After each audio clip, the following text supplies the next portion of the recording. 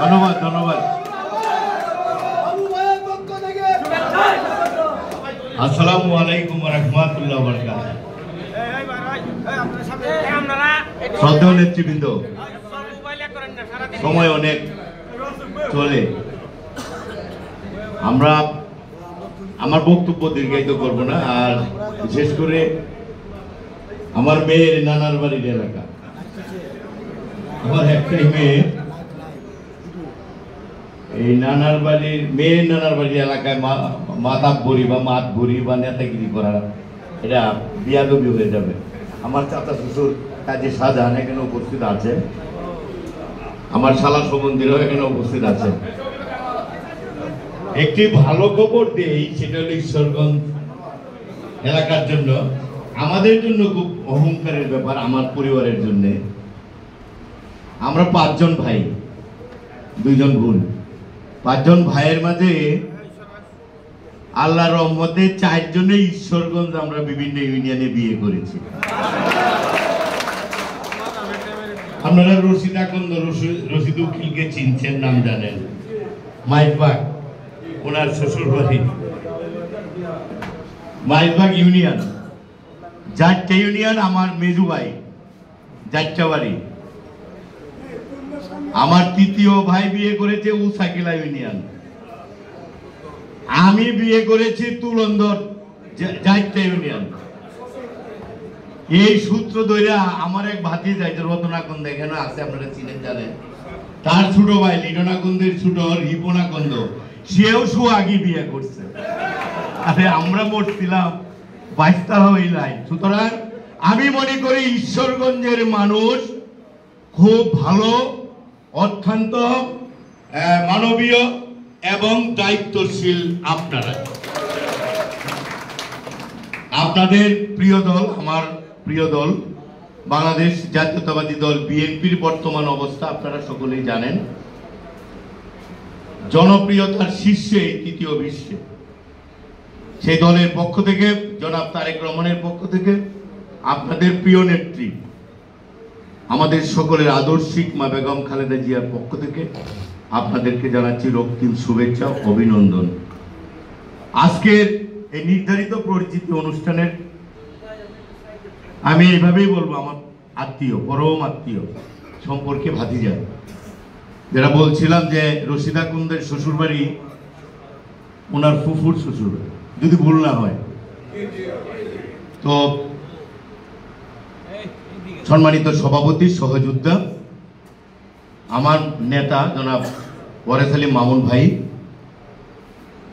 আমার নেতা অধ্যাপক এনায়েতুল্লাহ কালাম ভাই, এবং আমার সহযোদ্ধা, শিষ্য, যাই বলেন, মোতাহার হোসেন তালুকদার, মঞ্চ উপবিষ্ট সকল সাবেক ছাত্র দলের নেতৃবৃন্দরা যারা বিএনপিতে আসছেন, সকলকে, যুগ্ম আহ্বায়ক, সম্মানিত সদস্যবৃন্দ, আমার সামনে যারা মুরব্বীরা আছেন, আমি খুব অল্প সময় শেষ করব। আমার সালাম, আমার শ্রদ্ধা আপনারা নেবেন।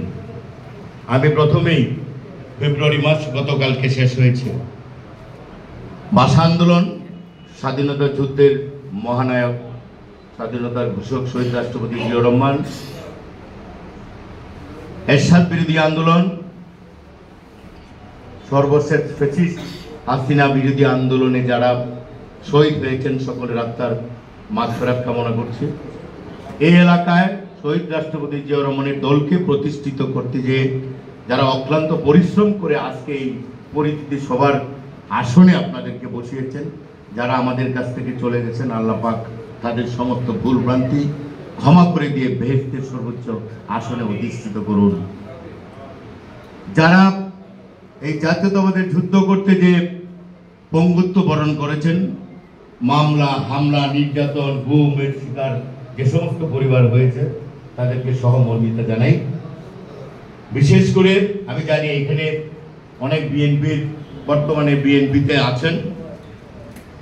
2018 সালে প্রিয় নেত্রী, দেশনেত্রী বেগম খালেদা জিয়ার মুক্তির লড়াইয়ে আমরা যারা রাজপথে জীবন বাজি রেখে যুদ্ধে নেমেছিলাম, আমরা গ্রেপ্তার হয়েছিলাম, একসাথে জেলখানায় থেকেছিলাম। এখানে ঈশ্বরগঞ্জ, সুয়াগী, 18 বাড়ির অনেকেই আছেন। তাদের প্রতি সম্মান রেখে আমি শুধু বলতে চাই, আজকের যে পর্যায়টা এসেছে, গেটে ঢুকে একটু মন খারাপ হয়েছিল। একটি জনপ্রিয় দলের আজকে পরিচিতি সভা, লোকের অভাব কেন কম দেখছি।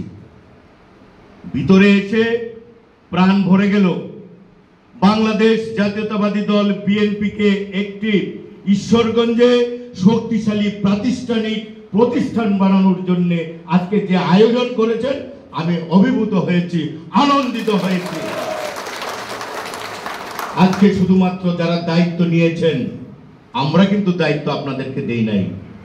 আগামী দিনে আজ থেকে বিএনপি করার জন্য যারা দায়িত্ব নিয়েছে, গণমানুষের অধিকার ফিরিয়ে আনার জন্য যারা দায়িত্ব নিয়েছে, শুধুমাত্র আপনারা বসে সলা পরামর্শ করে আজকে যারা আমরা আপনাদের সাথে একাত্মতা ঘোষণা করেছে, আমাদের কিছু নির্দেশনা সেই আপনাদের প্রাণপ্রিয় নেতা জনাব তারেক রহমানের কাছ থেকে সর্বশেষ বর্ধিত সভায় যা পেয়েছি বলার জন্য শুধুমাত্র আপনাদের কাছে এসেছে। আমরা মনে করি আপনারাই এই ঈশ্বরগঞ্জের প্রাণ, আপনারাই জনগণের প্রাণ, আপনারাই পারেন শহীদ রাষ্ট্রপতি জিয়াউর রহমানের আদর্শকে বাস্তবায়ন করতে, আপনারা এগিয়ে আসবেন। শ্রদ্ধেয় নেতৃবৃন্দ, আমরা বলতে চাই, পৃথিবীর সৃষ্টির পর থেকে ক্রীড়াঙ্গন, স্বাস্থ্যই সকল সুখের মূল। খেলাধুলা আছে বিভিন্ন ধরনের, ইনডোর এবং আউটডোর। সবসময় দুটি দলে প্রতিদ্বন্দ্বিতা করে।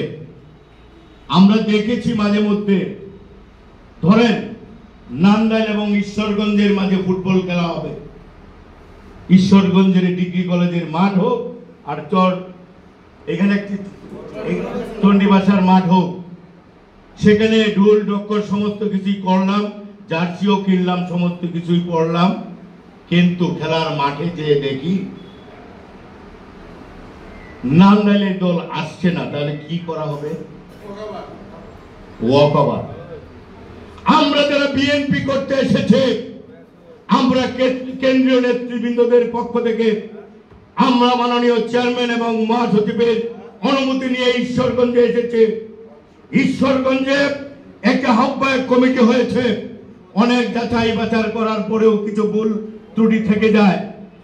এরপরে যাদেরকে মূল্যায়ন করা হয়েছে, সেই একটি পক্ষ যদি আজকের এই পরিচিতি অনুষ্ঠানে উপস্থিত না হয়, তাদের কি ধরে নিব যে তারা বিএনপির খেলোয়াড়?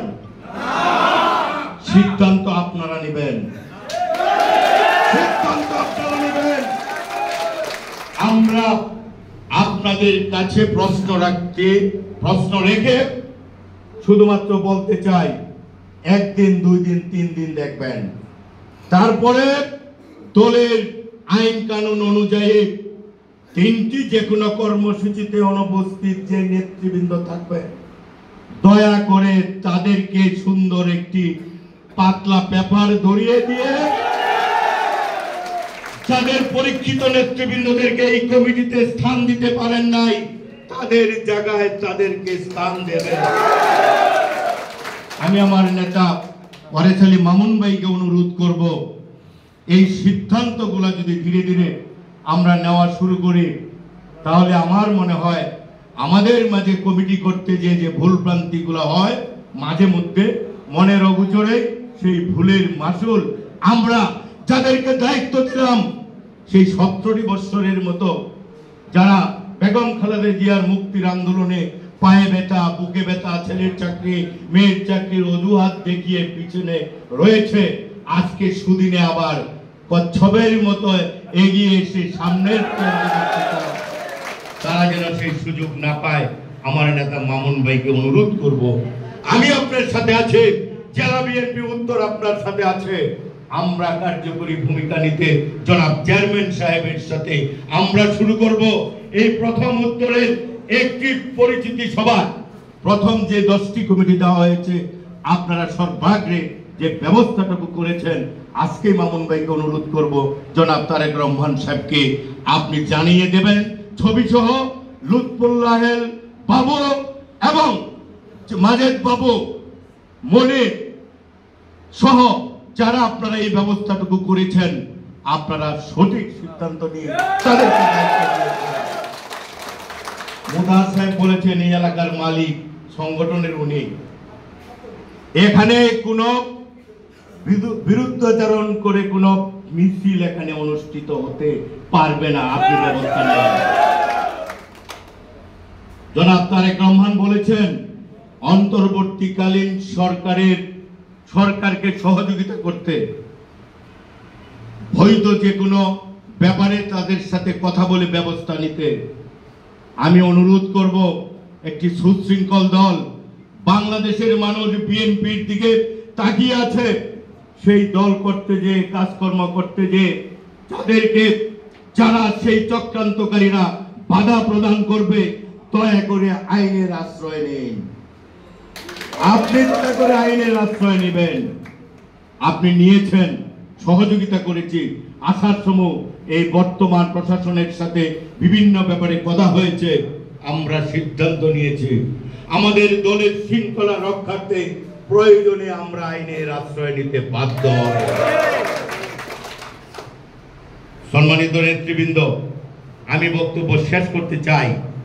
আমি শুধু আপনাদের কাছে অনুরোধ রাখবো, আমি আল্লাহ পাকের কাছে প্রার্থনা করছি যে আল্লাহ পাক আমাদের দলে যারা এই দল, একটি সুশৃঙ্খল দলকে, মানুষের আশার আকাঙ্ক্ষার প্রতীক বিএনপিকে যারা দলে থেকে কাপটি মেরে থেকে দলের ভাবমূর্তি নষ্ট করতে চায়, দয়া করে তাদেরকে হেদায়েত করুন। দয়া করে এই দলটিকে হেদায়েত করুন। কারণটি হচ্ছে আমাদের দলটি হচ্ছে ধর্মীয় মূল্যবোধ এবং ইসলামী মূল্যবোধের দল। সুতরাং আমরা ঐক্যবদ্ধ হই। আমাদের নিজেদেরকে শুধরানোর অনেক সময় আছে। ধৈর্যধারীকে আল্লাহ পাক সবচেয়ে বেশি পছন্দ করেন। কম বেশ হতে পারে, ধৈর্য সহকারে আপনাদের দায়িত্ব পালন করুন। আল্লাহ পাক যদি কবুল করেন হবেন, অসুবিধা কি? কিন্তু বিরোধিতা করে বিএনপির নিয়ম বহির্ভূত রেখে আপনি যদি আপনার মতামত ব্যক্ত করে সারা বাংলাদেশে বিএনপিকে কুলসিত করতে চান, বিএনপির সৈনিকেরা, শহীদ জিয়ার সৈনিকেরা, তারেক রহমানের সৈনিকেরা, বেগম খালেদা জিয়ার সৈনিকেরা আপনাদেরকে ক্ষমা করবে না। এই আশাবাদ ব্যক্ত করে এই থানা কমিটি করার জন্য আমরা মনে করি, আমরা ইতিমধ্যে মামুন ভাই এবং আমি, সালাম ভাই, স্যার, আমরা পরামর্শ করেছি যে আজকে তারা একটি সুযোগ নিতে পারত, এই পরিচিতি সবার পরে একটি জনসভার। যেহেতু আজকে থেকে রোজা শুরু হবে, হয়তো সবারই পরিশ্রম হবে বিদায় আপনারা সঠিক সিদ্ধান্তই নিয়েছেন। তবে আপনাদের কাছে জামাই হিসাবে এবং একজন কর্মী হিসাবে ঈদের পরে 3 দিনের মাঝে ঈদ পুনর্মিলনী করবেন জনগণকে সাথে নিয়ে।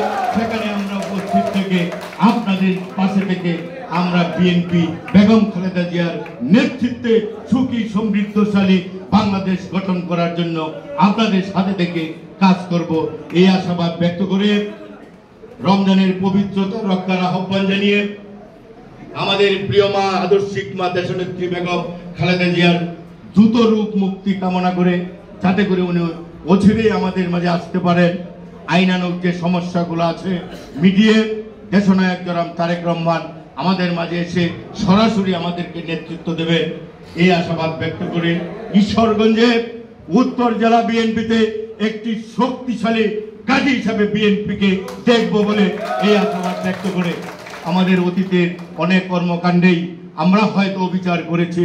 যখন মঞ্চে যাই দায়িত্ব পালন করার জন্য, আমরা অনেক সময় এই তাড়াহুড়া এবং তাগিদের কারণে অনেক কিছু ভুলে যাই।